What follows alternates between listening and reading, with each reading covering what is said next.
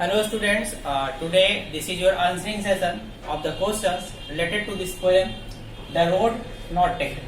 तो पिछले लेक्चर में हम लोगों ने इसका डिस्कशन किया था। द रोड नॉट टेकन बहुत ही अच्छा पोएम था और इसमें बताया गया था दो रास्तों के बीच में बताया गया था कि अगर दो दुविधा आपको मिलता है, दो रास्ते मिलते हैं, आपके लाइफ से रिलेटेड भी कुछ ऐसे होते हैं कि आपको दो रास्ते चुनने होते हैं, तो आप किसे चुनोगे, ठीक है ना। तो उससे रिलेटेड जो क्वेश्चंस है आप लोगों को मैंने पिछले लेक्चर में प्रोवाइड किया था, आप लोग बनाए होंगे। तो इसका आज मैं आंसर लेके आया हूँ। आप लोग इसका पीडीएफ भी आपको मिलेगा व्हाट्सएप पर, आप लोग फेयर में इसको कर लोगे और क्वेश्चंस को याद करोगे, वर्ड मीन्स को भी याद करोगे। तो वार्म अप सेक्शन तो हम लोगों ने देख लिया था इस पोएम का, और रीडिंग सेक्शन भी हम लोगों ने कवर कर लिया था। चलते हैं रीडिंग कॉम्प्रिहेंशन में, क्वेश्चंस की तरफ चलते हैं। पहले देखो हमारा क्वेश्चन है, पहला क्या है, टिक द करेक्ट आंसर। पहला क्वेश्चन क्या है, टिक द करेक्ट आंसर। आपको सही आंसर को चूज करना है इसमें। विच season does the speaker travel through the wood. तो देखो क्या कह रहा है, वो ऐसा कौन सा सीजन है जिसमें कि ट्रेवल कर रहे हैं स्पीकर, यात्रा कर रहे हैं, जंगलों में जा रहे हैं, ठीक है। तो ऑटम था वो मौसम। क्या था, हम लोगों ने जो पोएम में पढ़ा था वो क्या था, मौसम ऑटम है। ओके, अब देखो सेकंड में, why did the speaker take the road that was grassy and wanted wear. तो स्पीकर ने ऐसा ऐसा रास्ता क्यों लिया जिसमें कि ग्रासी एंड वांटेड वेयर था। दैट मीन्स वहां रास्ता कि ज्यादा मतलब ग्रासी था और वांटेड वेयर ज्यादा घास नहीं था वहां पे। अब देखो इसका आंसर क्या होगा, he did not want to make the beaten track. वो वैसा रास्ता नहीं लेना चाहते थे जिस पर कि सब लोग चलते हैं। वो थोड़ा सा अपने आप को एक्सपीरियंस करना चाहते थे कि अगर मैं डेंजर स्थिति में फंसता हूं तो क्या होता है, और इसलिए उन्होंने ऐसा रास्ता चुना कि जिस पर कि ज्यादा लोग नहीं थे। और लास्ट में बाद में उनको ऐसा लगा कि दोनों रास्ता तो सेम ही है, इस पर भी आगे जाकर के फिर घास था ही और दूसरे रास्ते पर भी आगे जाकर के घास और पेड़ था ही, दैट मीन्स जंगल था ही।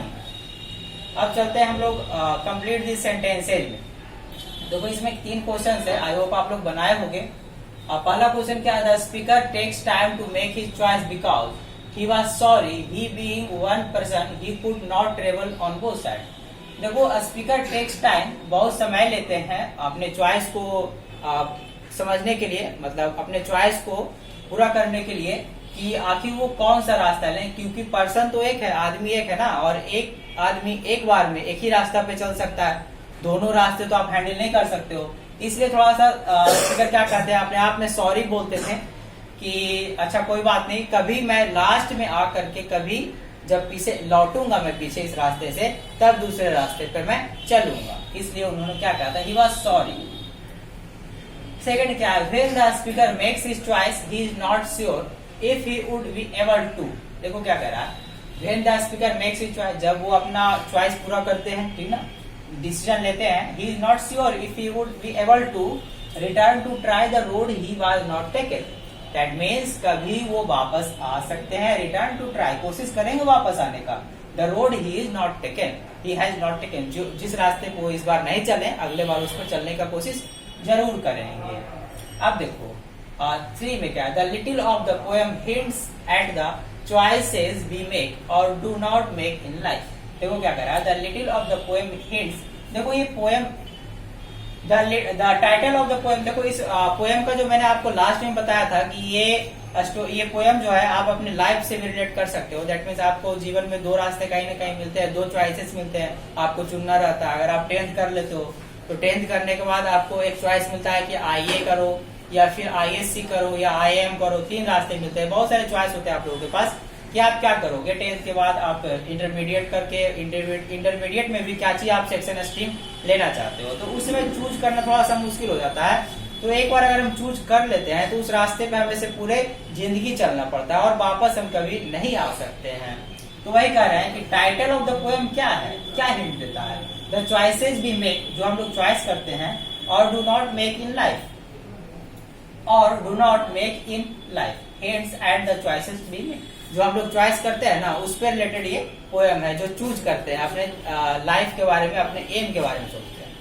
अब चलो चलते हैं सी में, read this lines from the poem and answer the questions that follow. ये लाइंस आपको दिया गया है पोएम से ही, इससे रिलेटेड जो क्वेश्चंस है उसको आप मैं दिखाता हूँ। पहले देखो जैसे फर्स्ट क्वेश्चन क्या कर रहा है हमारा, what would the speaker tell why would he साइग्स व्हाइल टेलिंग दिस, देखो क्या कह रहा है, what would the speaker telling, speaker ने क्या कहा, ठीक ना, द स्पीकर, देखो इसका आंसर यहाँ लिखा है मैंने, वन का आंसर यहाँ है आपके लिए, ठीक है, क्योंकि स्पेस नहीं था तो यहाँ लिख दिया मैंने।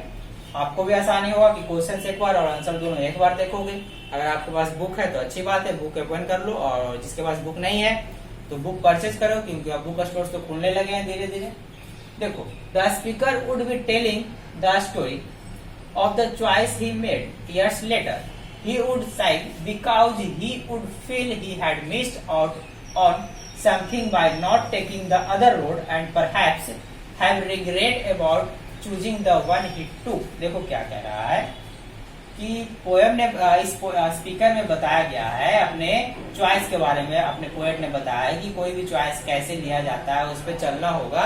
तो he made years later, that means आप उस पे अगर सालों बाद वापस आना चाहो या फिर चूज करके उसे आप सीधा सही करना चाहो, अगर कोई गलत फैसला लिया आप ले लिए हो और उसको सुधारना है तो आप नहीं सुधार सकते हो, बहुत मुश्किल होता है, सुधरता है लेकिन बहुत मुश्किल होता है। तो आपको ये कोई भी फैसला सही तरीके से लेना चाहिए।